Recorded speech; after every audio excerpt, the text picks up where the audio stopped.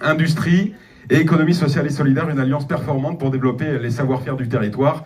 Quoi de mieux que cette enceinte ici du campus Clôture du mois de l'économie sociale et solidaire propulsée sur le devant de la scène par Saint-Étienne Métropole. Des témoignages, des tables rondes d'institutionnels et de chefs d'entreprise pour mettre en lumière les modèles qui fonctionnent. Aujourd'hui, c'est un modèle d'entreprise qui permet de maîtriser et de conserver les emplois sur les territoires. Et puis c'est surtout un modèle d'entreprise en ce qui nous concerne, nous ITAC, qui permet de donner une chance à des personnes qui auraient beaucoup de difficultés à avoir cette chance-là si on n'était pas présent. Donc c'est vraiment quelque chose de primordial pour les territoires, pour l'inclusion. En ce qui nous concerne, c'est le handicap. Donc c'est l'inclusion des personnes en situation de handicap dans le travail.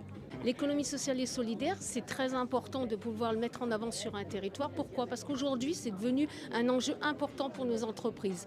Et plus on en parlera, plus ça permettra aux entreprises de comprendre les enjeux, que ce soit au niveau national, régional et de Saint-Étienne Métropole. La question de l'ESS, elle est partie prenante des politiques publiques dans le cadre de Saint-Étienne Métropole. Elle fait partie de notre démarche en matière économie du territoire. Souvent vus comme complexes par les entreprises, ces modèles évoluent au fil des ans avec l'aide des institutions. Pour nous, en fait, c'est une évolution qui date déjà depuis 2018, depuis la création de la Banque des Territoires. En fait, on a basculé d'un fonctionnement très subventionnel avec un pilotage de programmes d'investissement d'avenir, mais PIA, ESS, donc vraiment un programme très subventionnel, à aujourd'hui, on essaie vraiment de soutenir en fonds propres et quasi fonds propres, ce qui veut dire qu'on a une notion de recyclage de nos fonds. Dans le cadre de l'accompagnement du changement d'échelle. Donc là-dessus, on n'a pas spécialement de velléité à modifier notre stratégie.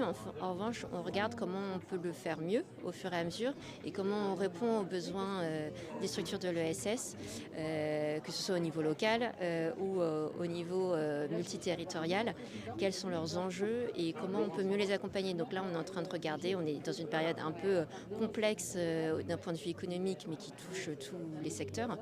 Et donc on regarde avec d'autres comment on peut créer des outils qui vont venir accompagner le changement d'échelle après une période un peu plus de consolidation, on va dire.